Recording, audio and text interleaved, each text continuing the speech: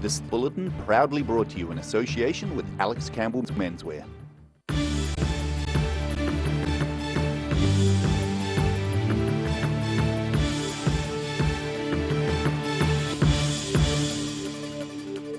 Kia ora, good evening and welcome to The South Today. I'm Craig Story.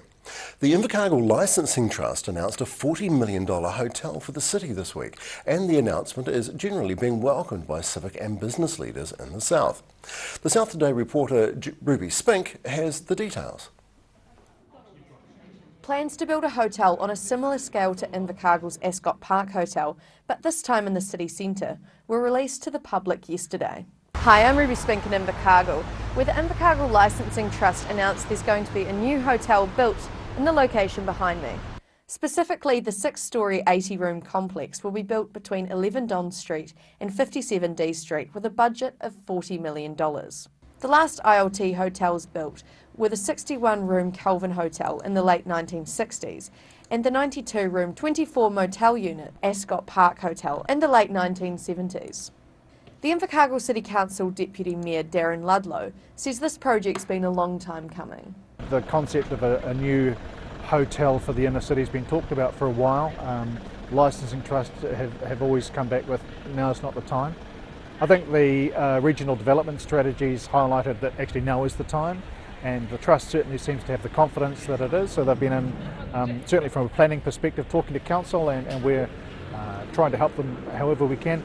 Currently, hotels in Invercargill have between a 50% and 70% occupancy rate during the year. Venture Southland's tourism team leader, Warwick Lowe, is not concerned the new hotel will cause an oversupply of accommodation. What it does is it creates a product that is not currently provided for. You know, a new built centre city hotel that has consistent rooms, that doesn't exist at the moment. The Trust has not yet requested demolition consents for the existing buildings on the site, one of which is listed as a heritage building by the Invercargill City Council. Deputy Mayor Ludlow says this is unlikely to cause any issues in granting the Trust consents. It's not an impediment to development going on. There are ways that you can find to either preserve what heritage is there, or if that's just too costly and too prohibitive and too difficult from an engineering perspective, there are ways that you can create a new design that's empathetic, that reflects what was there previously. ILT Board Chairman Alan Dennis says he hopes this project will work as a catalyst for further inner city rejuvenation. I'm Ruby Spink for The South Today. Hurunui District Council employed explosive experts to blow up a rock this week. Watch this. The huge rock, the size of several cars on the North Canterbury Road to Lake Sumner, has been blown to smithereens. The rock was hanging precariously over the Esk Head Road after it was fractured in November's 7.8 magnitude earthquake. Boomfa. The resultant rubble on the road was cleared by the road working crew following the spectacular blast. You can't get that at home on Netflix, can you? Arrowtown is welcoming autumn with its 33rd annual Autumn Festival. The festival began yesterday with a performance by the Arrowtown Primary School Kapahaka group, followed by local entertainment, of course, lots of colour, food and wine. Mina Amso was there to have it.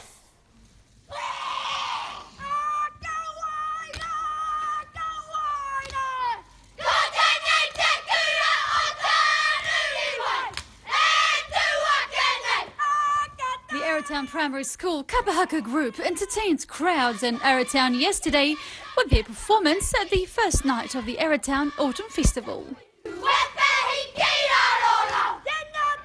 The 6-day festival will be jam-packed with events and entertainment for children and adults, like the village scarecrow competition. It's traditionally been all about the harvest, so it's a pretty, March and April are really hard time, or not hard times, but everyone's working really hard to make the festival, make the harvest work around here, especially all the vineyards. So it's just a great time for all those people from the country to come in and let their hair down, really. With the pie, pint and Pinot on Sunday already a sellout. I mean, it's run by a committee of volunteers, so everybody just gives their all really to, to make this event really, really successful. So, and we've got great weather, so perfect. These Airtown friends seized the opportunity to sell their homemade cupcakes at the festival. I'm actually excited about crunching the leaves on the ground. I'm quite looking forward to the duck race. It's on Sunday, I think, and you get a duck for $10 and you race it down a river. One of the nicest things about the Autumn Festival is, of course, the colours. The festival is expected to attract locals and visitors over the coming few days. Mina Amso, The South Today. Thousands of collectors lined the streets nationwide today to raise funds for Poppy Day. Volunteers and returned servicemen were selling the red poppies for a donation to support current and ex-service personnel, including the New Zealand Police and their families. The event has been on New Zealand's calendar since 1922, making it one of our oldest appeals. And some collectors in downtown Dunedin this year said sales have been slightly slower in this year than 2017, than Anzac Day, coinciding with the Easter break. Anzac commemorations have been marred somewhat this year by very bad eggs selling tickets for the Dunedin RSA Choir Review at the Town Hall at inflated prices. What rotters! The poppy sellers without a permit have been moved on in some cities. The Southland Festival of the Arts began today in Invercargill with some live music for the pedestrians. A truck transported the band Jet Set to several locations in the city centre for 12-minute performances before packing up and moving on to the next location.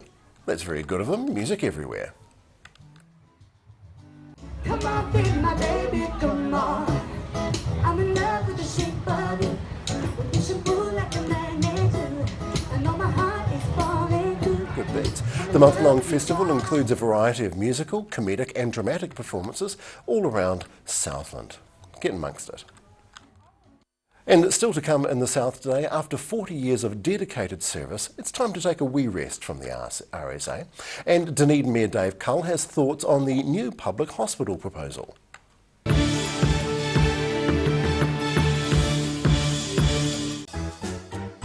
Every reason, every season, we're proud to dress the region.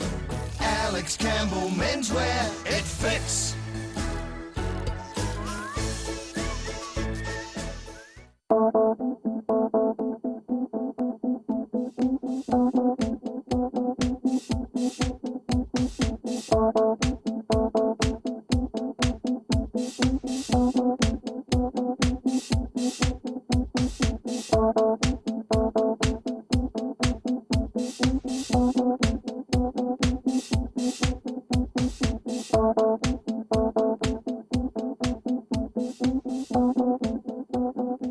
Grandad loved his family and surfing, in that order.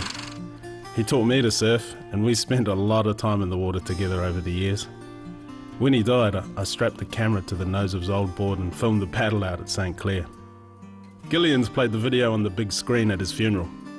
Grandad would have loved having everyone come out one last surf with him. Gillian's Funeral Services, helping families celebrate the lives of their loved ones for generations. Gillians.co.nz.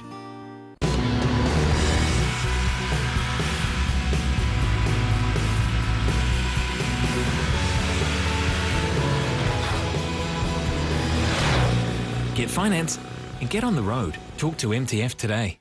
Active Furnishers Limited, home of quality service with superior product and an in-house design team who are always happy to advise and create an imaginative solution for you. Active Furnishers Limited, part of Dunedin's design history. They say the grass is always greener, but not if you have Ready Lawn. Call Ready Lawn today and make them green with envy. The University of Otago. Usually the atmosphere is charged with the energy of student life. But this week is the week before exams. Hey, Tane. Not now, man. I'm panicking. Come on, mate. I know just what you need. In here? No. Is this it? No. This is the place to ease your stress. Hey, Tane. Fancy a little cuddle?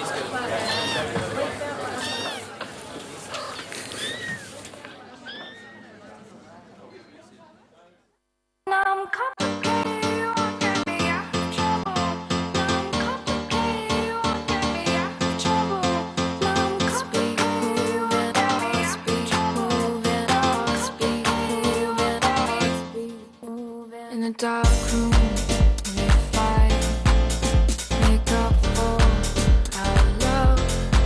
I've been thinking about you, about us.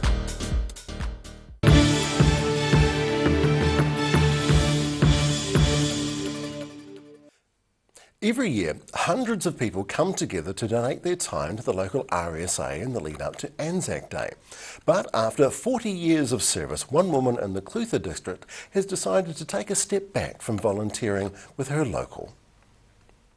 This year will be the last year for one of the RSA's longest serving volunteers. Clutha District RSA Welfare Committee member Nolene Murdoch has been selling poppies and collecting coins as they come in for over 40 years. Yes, I'll be 82 this year. I think it's time I gave up.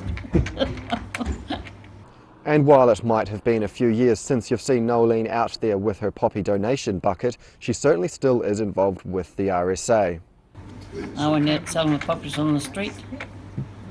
I came into the office part of it. I've been in here ever since. And no matter the weather, you would still find those volunteers out there collecting that money for the good old RSA. Pouring rain it was, yes, but I wouldn't say there was snow. Oh yes, it was cold all right. You still got to go out and try and sell them.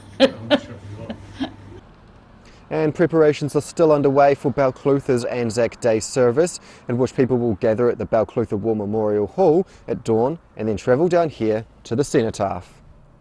And once everything is done here at the cenotaph, everyone will make their way to the RSA rooms, where for the first time this year the Clutha District RSA Welfare Committee will present 3 scholarships to a few hard-working tertiary students. Normally the scholarships are awarded at the end of the year in which they are applied for, but this year it was decided to present them on Anzac Day. And although Anzac Day memorial services will continue for many years to come, this year will mark Nolene's last post with the Clutha District RSA Welfare Committee. Oh, look, I think it's an absolute credit to your support to the community, and I'd actually like to be able to do it for another 40 years too. I'm Samuel White for The South Today. This week, English Prime Minister Theresa May called a snap election, nearly 3 years ahead of schedule. Under the 2011 Fixed Term Parliaments Act, a general election is supposed to take place every 5 years, with the next UK elections scheduled for May of 2020. But Theresa May has called for an election on the 8th of June, following a majority vote in their parliament backed by MPs 522 to 13. The South Today reporter Roselle Labone took to central Dunedin to find out how residents thought the election would affect them. Corbyn might win, because she called it to, I think, to thinking that they would get a win now, and I think it might backfire on her, and that Corbyn might beat her. I don't know. I think that they're going to have to be a whole new set of rules and regulations, and trade markets reopened and closed, and it's going to be quite difficult. Well, I think that Theresa May has taken a bit of a gamble because A, she's reneged on a promise that she wouldn't call an election, and B, the mood of the country might swing against her. But I don't know whether the Labour opposition is strong enough at the moment. I have a feeling that the Lib Dems might win some seats back, but anyway, we'll wait and see. It's all very turbulent at the moment. I think it's ridiculous, really. I mean, they already had it all set in place, but I can understand in some other ways too why she's doing it, just because it's the public. She wants the public's support behind it. Probably needed. It might be needed to get a mandate after the diabolical Brexit vote, but they never get it right. She wasn't voted in by the people, so now she's gone to the people. Sounds reasonable enough. I don't reckon it will affect us at all. I think because it's between Britain and that, we've got enough policies with the UK regardless of who takes over. I just think they have confidence in her. I think she's a strong leader and I think she'll make it. Dunedin Mayor Dave Cull is one of those spearheading a push to keep any upgrade of Dunedin Public Hospital in the centre of the city. Recently, the South Today has spoken with 2 of Dunedin's members of Parliament, and this evening we're speaking with Dunedin Mayor Dave Cull. Good evening, Your Worship. Thank you for coming in. That's all right. This campaign, the initiative and the impetus, how's it going and who's involved? Well, it's going pretty well actually. We've had 2,000 people send SOS certificates or postcards or whatever they are, emails to various ministers. We've had a range of people of all walks of life and political affiliations come in behind. There's university students, there's medical practitioners, there's medical educators, businesses, business organisations. There's an enormous range of people backing it. Right, so there's support, there's desire to do it, there's definitely a need to do it historically and in terms of how long it's going to take to build, especially looking at it took 24 years to get the last hospital placed. This campaign, is it perhaps a little premature because ACC and DCC have yet to find an accommodated place? No, I don't think it's premature because if we wait till the decision is made, it'll be too late. Right. So what we're saying is, there are two things. We're saying we need to retain a top-flight teaching hospital and we need to retain it in the centre of the city. And those two things go together. And it's not good enough to say, well, the criteria are what can we do for the price. The criteria should be the total value to the Dunedin community of keeping the hospital where it is as a top-flight teaching hospital. Right, because there's been a price already attached to this. Yeah, there's a figure which someone in the medical profession said is completely unscientific of, say, 300 million, but you've got to have a figure. Yeah. And that figure was arrived at, in my understanding, when we knew we needed a new clinical services block. Now that a new ward block will either be needed or the current one drastically refurbished, no one's too sure about whether that figure will be enough. So one way to keep within some kind of budget is say, well, let's go to a cheaper place. That's not good enough. That would devalue or it would reduce the value of the hospital to the Dunedin community drastically if it were moved from the centre of the city. Being so splintered. The cheaper option is a splintered option. I mean, you've got medical students, you've got lecturers who are also specialists. They are wanting to work in the same area. It would be untenable for a lecturer to go from his ward round to the lecture theatre and have to take a bus in between. It fails in terms of economics and in practicality and in serviceability. Look, the economic sustainability of this city is dependent on the viability of its university. One of the jewels in the crown of that university, of our university, is the medical school and its connection with the hospital in the centre of the city. That's why it works. That's why it's absolutely imperative it stays there. Minister Woodhouse from the ACC, his own ministry, is wanting to enter into an agreement, an arrangement with the DCC. Yeah. Are you concerned with this arrangement that's been proposed? No. The ACC came along to the council and said, you have a piece of land that we're interested in considering. It's the Frederick Street car park. And we had actually turned down approaches from other government agencies who wanted that land because we believe that its highest and best use is for health/education purposes. ACC came along and said, we want to put a building there, we want to put our staff in it, and it will be partly a medical facility. We entered into an agreement with ACC to allow them to do due diligence on that, nothing more. So we haven't agreed to sell it, and we won't agree to sell it for quite some time. Mayor Cole, I'm getting wound up here, but there is lots more to discuss on this subject. Thank you so very much indeed for your time. Cheers. All right. Still to come on The South today, Queenstown has problems with, well, freedom camping, of course.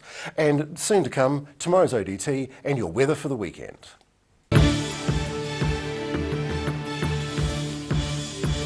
Garrador Dunedin, delivering quality stylish garage doors in Dunedin for over 15 years. New doors, replacement doors, repairs and maintenance are all part of Garrador's quality service. Garrador Dunedin offers a full range of modern quality doors to suit any home. Come visit the team at 553 Kaikoura Valley Road.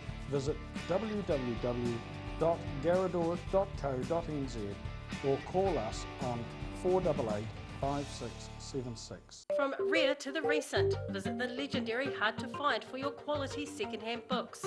With the largest stock in New Zealand and a friendly book-loving atmosphere. For good prices, buying or selling, come visit 20 Dowling Street.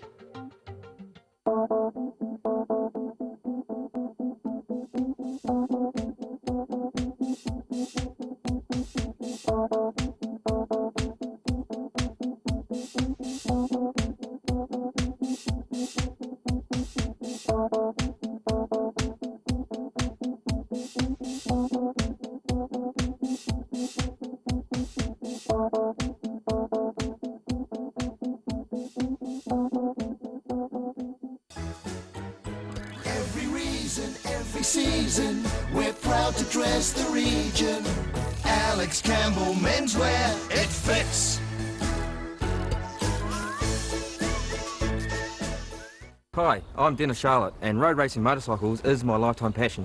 It's a massive adrenaline rush, but the high-speed crashes have been tough on the body over the years. I almost felt as old as my mate Ian.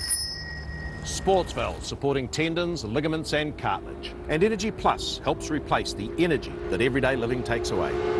Now I feel more alive and have more sustained energy to really enjoy my racing. Buy 2 packs of Sportsval and get 2 packs of Energy Plus absolutely free. So call now, 0800 502 402.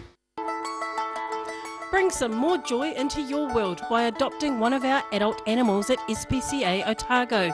Call now on 473 8252. Please adopt a pet now, they will love you forever.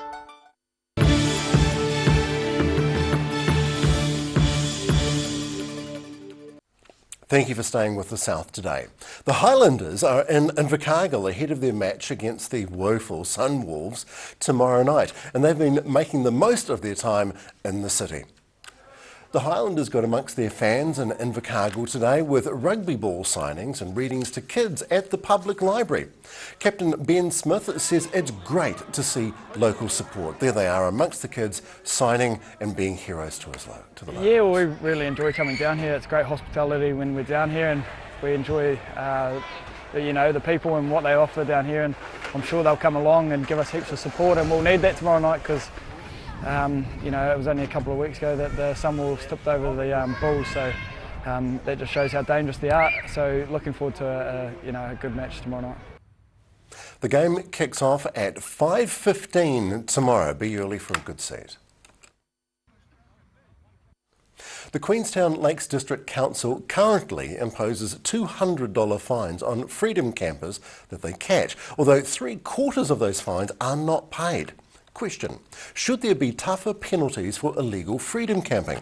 Queenstowners and visitors react on the street today. Queenstown reporter Mina Amso asked residents and visitors whether there should be stronger penalties for illegal freedom camping.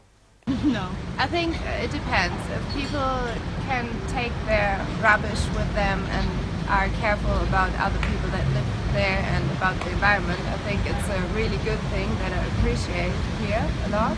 But yeah, I think you should more find people that leave their rubbish and are noisy or whatever, disturb other people. Yeah, not just free camping. Because, of course, we're traveling for a long time, so we don't have that much money and we want to see as much as possible. So free camping is the best opportunity to get around. Yeah. And if you find people that with $5,000, that's not, like, we don't have that much money. No way. Probably not, just as a freedom camper. But I see the problem. Pretty much every night we've been freedom camping. It's been kind of tough to find a spot. Maybe a solution is more freedom camping, but I know land is probably kind of locked up because Queenstown's just kind of busy, it feels like. But I feel like excessive fines wouldn't necessarily be the solution.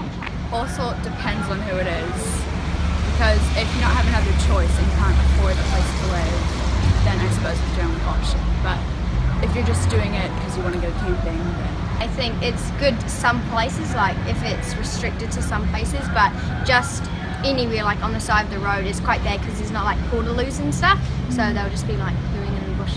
So if they are parked on the side of the road, it's that's okay to fine them $5,000 and deport them. Yeah, but if it's in a certain place that can pull over and there's toilets and rubbish bins, I think they could stay there, but not just on the road.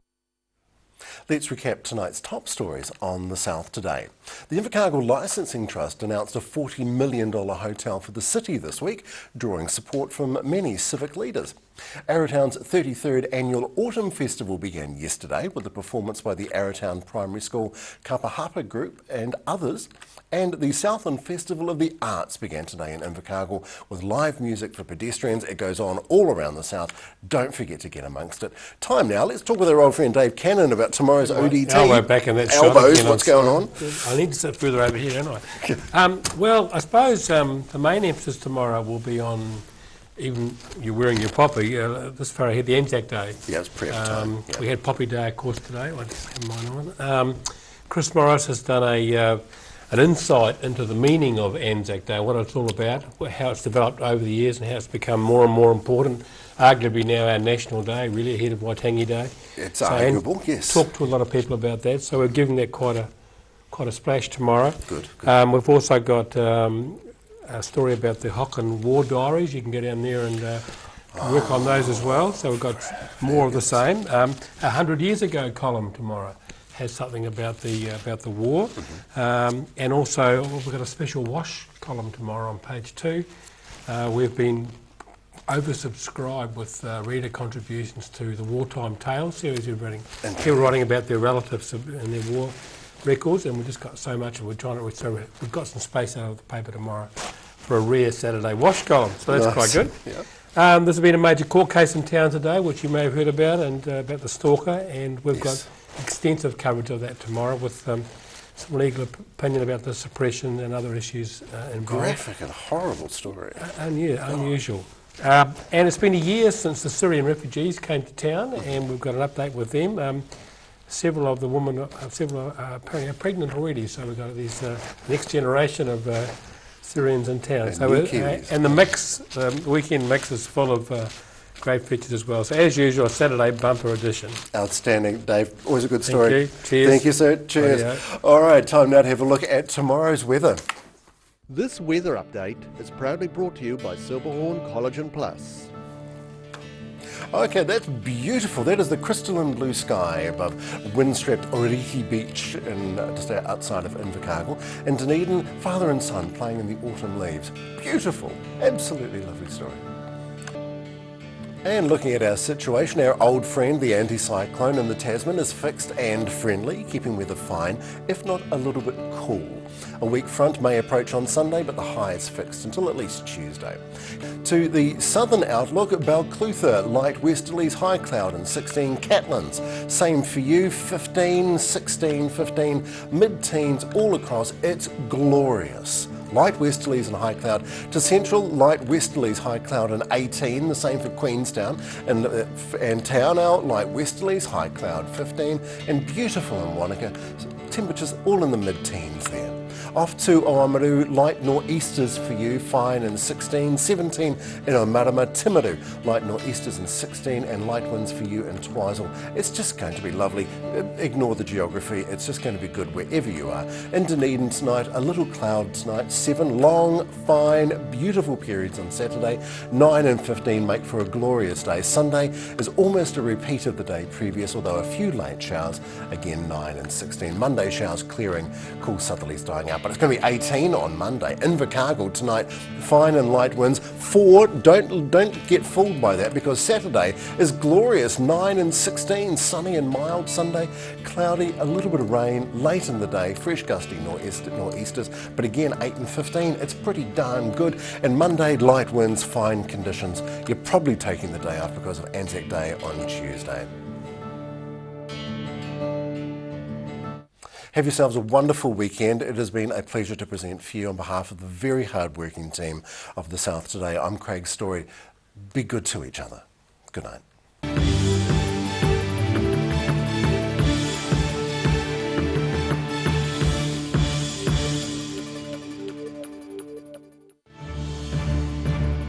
This bulletin proudly brought to you in association with Alex Campbell's Menswear. Supporting local content so you can see more of New Zealand on air.